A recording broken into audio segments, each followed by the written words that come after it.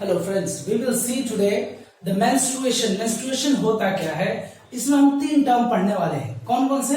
Menstruation पढ़ेंगे, menstruation cycle क्या होता है और मेनोपॉज क्या होता है। ये तीनों चीजें हम डिटेल में पढ़ने वाले हैं। तो सबसे पहले हम देखते हैं कि फीमेल रिप्रोडक्टिव सिस्टम जो होता है वो किस चीजों से मिलकर बना होता है। हालांकि ये तो आपको डायग्राम नहीं बनाना होगा, एग्जाम में अगर मेंस्ट्रुएशन पूछता है तो वही ये पॉइंट्स आपको लिखना पड़ेगा। तो देख लेते हैं, पहले एक बार रिवाइज कर लेते हैं।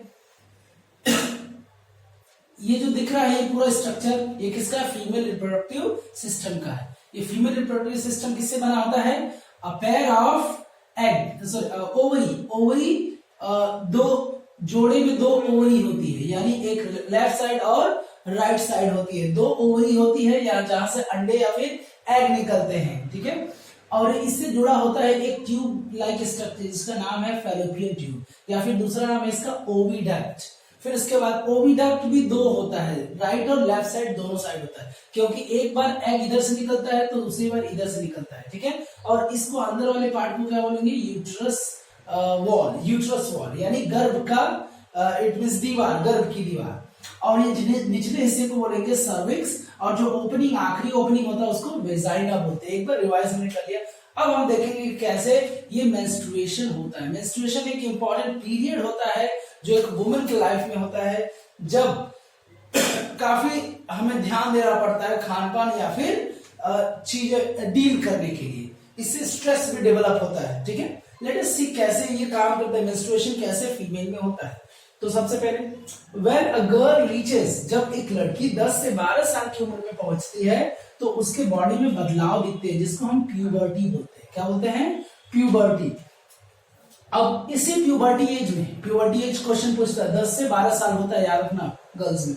और इसी एज में, इसी स्टेज में सेक्स हार्मोन जो होता है वो एक्टिव हो जाते हैं। कौन कौन से sex hormone? Oestrogen and progesterone, ये दो हार्मोन्स रिलीज होते हैं। कहां से? ओवरीज, इस जगह से एस्ट्रोजन एंड प्रोजेस्टेरोन रिलीज होते हैं। दीज हार्मोन्स, यही हार्मोन्स हैं जो एग बनाना प्रोड्यूस करते हैं, मतलब कि एग प्रोडक्शन में जिम्मेदारी निभाते हैं। या फिर ओवा, फ्रॉम ओवरीज। कहां से एग प्रोडक्शन होता है? इस ओवा से होता है। किसकी वजह से? एस्ट्रोजन एंड प्रोजेस्टेरोन, ये दोनों हेल्प करते हैं एग प्रोडक्शन में। अब एग के प्रोडक्शन को एक हम स्पेशल टर्म देंगे, साइंटिफिक टर्म, उसको बोलते हैं ओव्यूलेशन।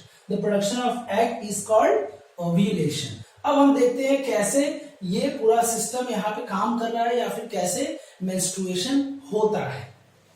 बिफोर ओव्यूलेशन यानी एग बनने से पहले, जब एग बनने से पहले की स्थिति में जो inner wall of uterus, uterus की जो अंदर की जो दीवार है, इसे ये जो दिख रहा है, ये दीवार मोटी होती जाती है। यानी कि मोटी कैसे होती है? इसमें ब्लड वेसल्स डेवलप होने लगते हैं। क्या डेवलप होने लगते हैं? Blood vessels, capillary, blood capillaries, यहाँ पे पतले पतले धागे जैसे स्ट्रक्चर वाले ब्लड वेसल्स यहाँ पे डेवलप होने लगते हैं। किसके दीवार पे?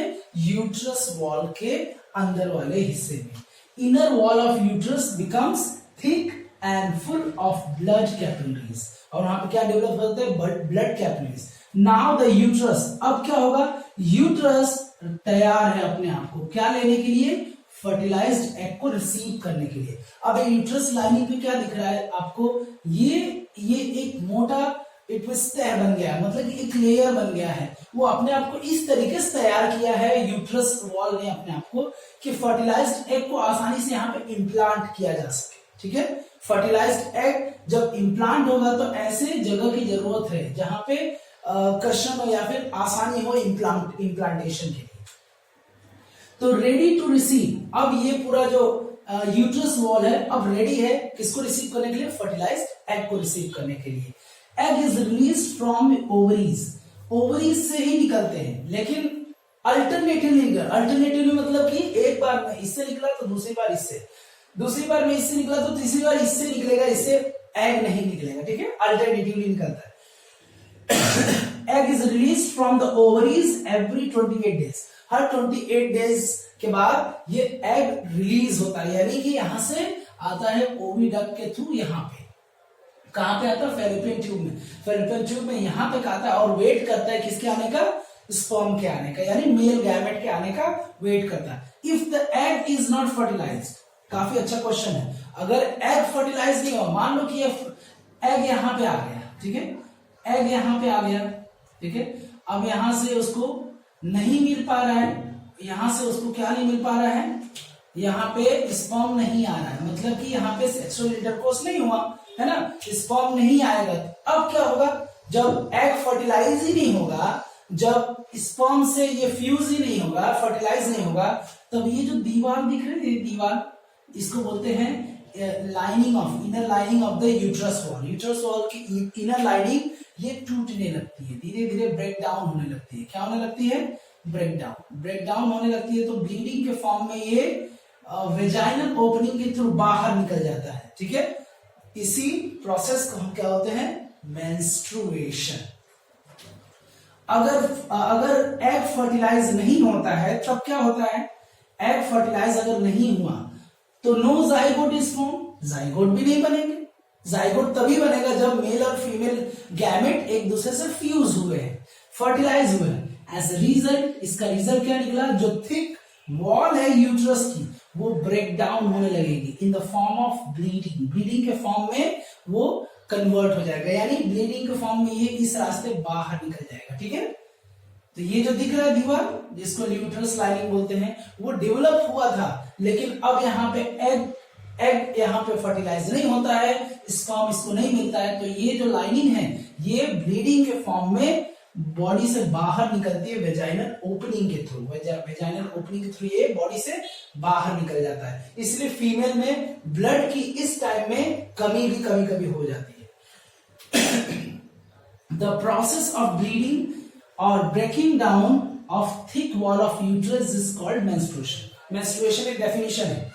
मेंस्ट्रुएशन होता क्या है, वो प्रोसेस जिसमें जो थिक जो वॉल है यूट्रस की, वो जब टूटने लगती है, ब्रेक डाउन होने लगती है ना, रप्चर होने लगती है, फट के रिलीज होने लगता है, इसमें से ब्लीडिंग होने लगता है, तो इसी प्रोसेस को हम क्या बोलेंगे, मेंस्ट्रुएशन। और ये ब्लीडिंग कब तक होता है, ये ब्लीडिंग 2 से 8 दिन तक होता है। कितने दिन तक होता है ये ब्लीडिंग, 2 से 8 दिन, 2 to 8 days तक होता है।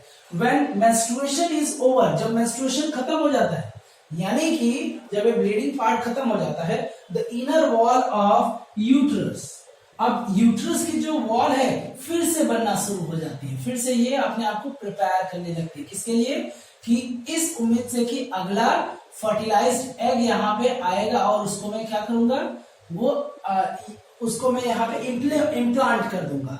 तो ऐसा एक्सपेक्टेशन ये inner lining of the uterus रखता है कि दूसरा फर्टिलाइज्ड एग आएगा, यहाँ पे इम्प्लांट हो जाएगा। ऐसा फिर जब ये ओवर हो जाता है मेंस्ट्रुएशन, फिर से अपने आप को इनर वॉल ऑफ यूट्रस अपने आप को फिर से बिल्डअप करने लगता है ना, फिर से बनने लगता है, वैसे ही है ना, ब्लड वेसल्स यहाँ पे जनरेट होने लगते हैं again to receive the next fertilised egg. अगर एक फर्टिलाइज नहीं हो पाए तो दूसरा एग को फर्टिलाइज्ड पाने के लिए, रिसीव करने के लिए अपने आप को फिर से बनाना चालू करता है। अगेन मेंस्ट्रुएशन, अगर अगली बार भी नहीं हुआ, अगर अगली बार भी ये एग यहाँ पे फर्टिलाइज नहीं हुआ तो क्या होगा, तो फिर से वही चीज होगा, क्या होगा, मेंस्ट्रुएशन फिर से चालू हो जाएगा, यानी ब्लीडिंग 2 to 8 days होगा। क्यों, क्योंकि जब एग को फ्यूज करने के लिए अगर स्पर्म नहीं मिलेगा मेल गैमेट, तो ये वॉल ब्रेक डाउन होकर ब्लीडिंग के फॉर्म में बाहर निकलेगा, जिसका हम क्या बोलते हैं, मेंस्ट्रुएशन। और यही जो साइकिल है, मेंस्ट्रुएशन की साइकिल जो है of menstruation is called menstrual cycle. ये मेंस्ट्रुएशन का जो साइकिल जो चलता है हर महीने, इसी को हम मेंस्ट्रुएशन साइकिल भी बोलते हैं। क्या बोलते हैं, menstruation cycle. Menstruation cycle in women, menstruation cycle जो वुमेन में होता है वो हर 28 डेज के बाद देखने को मिलता है, 28 डेज के बाद परफॉर्म होता है। हर 28 डेज के बाद मेंस्ट्रुएशन साइकिल एक्टिव हो जाता है। मेंस्ट्रुएशन जब रुकता है, राइट, मेंस्ट्रुएशन कब रुकता है, जब एग फर्टिलाइज हो। मान लो कि यहाँ पे एग आया, इसको फर्टिलाइज करने वाला कौन मिल गया, ये मिल गया तुम्हें स्पर्म। स्पर्म एग को फर्टिलाइज करते ये दीवार अब नहीं टूटेगी, यानी कि अब ये ब्लीडिंग के फॉर्म में बाहर नहीं निकलेगा। क्यों? क्योंकि फर्टिलाइज्ड एग, मेल गैमेट और फीमेल गैमेट, एग और स्पर्म दोनों मिलकर फ्यूज हो जाएंगे और नया जाइगोट बना लेंगे। तो अब वो यहाँ पे एम्ब्रियो बनके इम्प्लांट हो जाएंगे। तो मेंस्ट्रुएशन रुक जाता है कब? जब एग फर्टिलाइज होता है, व्हेन एग फर्टिलाइज्ड, जब एग फर्टिलाइज हो जाता है, अंडा जब फर्टिलाइज हो जाता है यानी फ्यूज हो जाता है, जाइगोट बन जाता है, तो ये ब्रेक डाउन नहीं होगा, यानी कि यूट्रस वॉल नहीं टूटेंगे। A woman reaches about 50 years, 50 साल तक एक औरत अगर फीमेल का एज हो जाता है, तब उसके बॉडी में एग्स बनना या प्रोड्यूस होना बंद हो जाता है, राइट? एग बनना या फिर ओवरी से जो ओव्यूलेशन होना वो स्टॉप हो जाता है। कौन सी उम्र में? क्वेश्चन पूछता है कि फीमेल में ओव्यूलेशन कब स्टॉप होता है, या फिर बोलेंगे मेनोपॉज का एज क्या है, कौन से एज में एक वुमन, एक महिला, एक स्त्री बच्चे नहीं पैदा कर सकती है। तो है 50 इयर्स में एग प्रोडक्शन स्टॉप हो जाता है। दिस स्टेज, इसी स्टेज को हम बोलते हैं, this stage is known as menopause. क्या बोलते हैं? मेनोपॉज। मेनोपॉज होता क्या है? Menstrual pause. मेंस्ट्रुएशन जो हो रहा था अब तक 50 साल उम्र, जब जैसे ही लगेगा तो वो क्या होता है? इनएबिलिटी हो जाएगी, यानी कि इनएबिलिटी आ जाएगी, मतलब कि एग प्रोड्यूस नहीं कर पाएगा। तो इस स्टेज को हम क्या बोलते हैं? मेनोपॉज। मेनोपॉज का एज पूछता है, क्या है? 50 साल होता है। 50 साल में औरत अब मां नहीं बन सकती है। A woman loses the capacity of carrying embryo. अब एक मां का गर्भ अब नहीं बन पाएगा, यानी कि अब वो बच्चा नहीं पैदा कर सकती, या फिर वो अब बेबी नहीं कैरी कर सकती है। That is all. आपको कैसा लगा? If you have really understood, like, share and subscribe. That is all. Thank you. जय हिंद।